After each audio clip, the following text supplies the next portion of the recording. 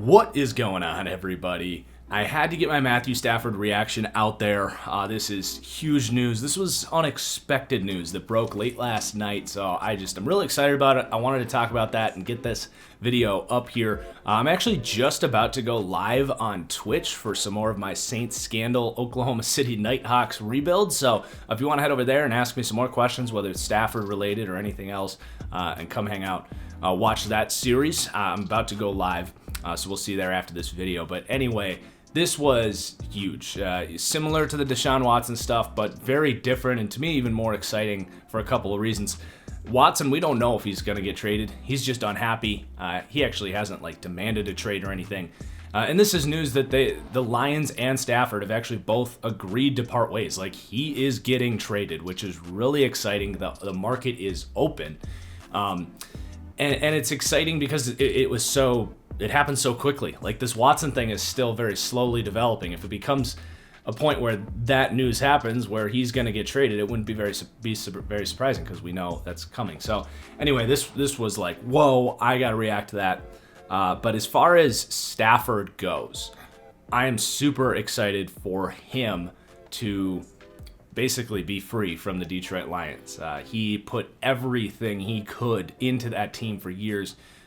No better example of what he did this season, playing some of his best football at the end of the year with broken finger, broken back, broken ankle. I don't even know how many injuries he was playing with, and he was balling out. I actually think you can make a pretty strong case. He was the best quarterback in the NFL in the month of December.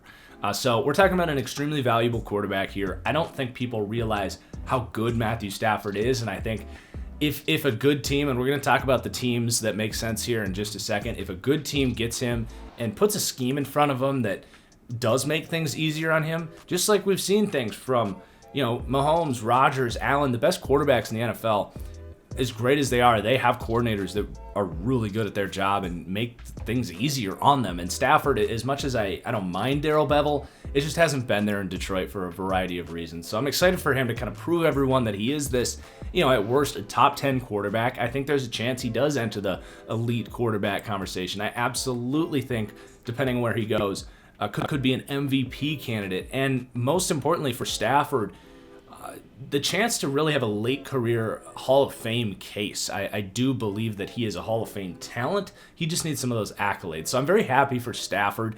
It sucks for Lions fans. I think some Lions fans were getting to the point where they just want to see Stafford succeed, and their team is just driving them crazy. And maybe this will work out for the Lions. They might be able to just kind of go in a different direction, tear this thing from the ground up. They're absolutely now in contention to be the worst team in the NFL next year, just because we don't know what their quarterback situation is going to look like. But yeah, from a Lions perspective, Lions fans perspective, I would probably be pretty frustrated, but you just don't see quarterbacks like this getting traded. So I'm really excited for that. Let's talk about where it makes sense. And this is where it gets really, really fun, because I've talked in other podcasts about how epic the quarterback market is this year. There's somewhere between, 7 and 12 teams that are either for sure looking to upgrade their quarterback room or definitely thinking about it. And I think there's 4 teams that the second this news broke probably offered Detroit 2 first-round picks. And those teams are Washington, the New England Patriots, the Indianapolis Colts, and the Denver Broncos. These teams are ready to win next year. They have talent on their roster. And I think they realize that if they had a top 10 quarterback, they are automatically not just a playoff contender, but I would argue in 3 of those teams' cases, Super Bowl contenders. Washington, I think, would need to make a couple more signings in free agency, get a receiver, maybe an Allen Robinson, or maybe they even reunite Kenny Golladay and Stafford in free agency, which that makes things interesting as well. Could we see Golladay follow Stafford in free agency? Just so much to play out. So I think those 4 teams would be the favorites, because I think they will be willing to offer Detroit the most. And I think 4 first-round picks is a starting point. I think if you're Denver especially, I would get really creative with this thing.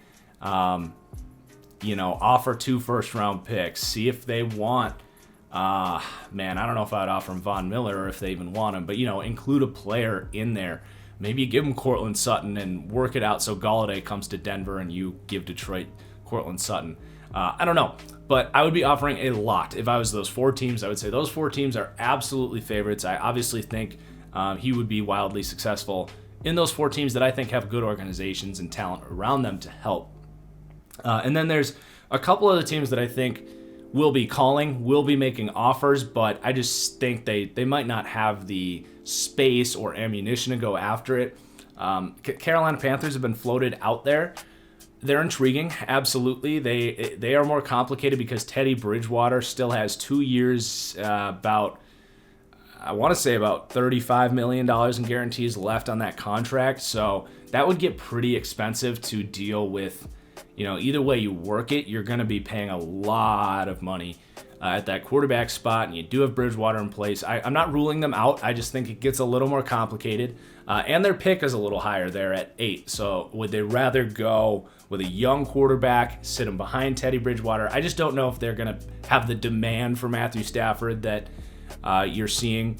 And then I also left out a 5th team, by the way, that will probably be offering 2 first-round picks, and that's the Indianapolis Colts. And they 100% would be a Super Bowl contender with him. So that's 5 teams that I think are offering as a starting rate 2 first-round picks.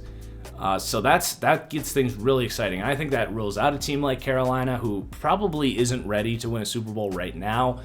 And that probably rules out San Francisco, who, while I think would love love Matthew Stafford, that's a lot to pay. I mean, if they have to give up 2 first-round picks and Jimmy Garoppolo, the upgrade from Jimmy to Stafford, is it worth those picks?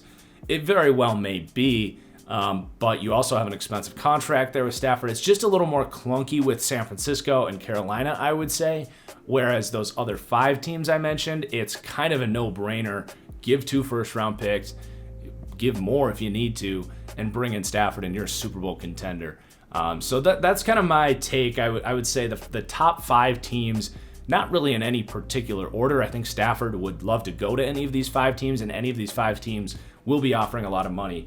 So in no particular order: Indianapolis, New England, Washington, Denver, and I'm forgetting one of the ones I just said. Washington, New England, Denver, Indianapolis, and...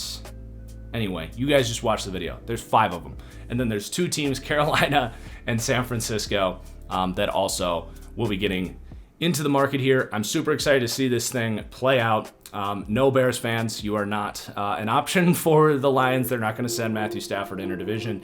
You're going to have to look elsewhere for Matthew Stafford. All right, thank you guys for watching. We'll see you guys on Twitch here in just a minute.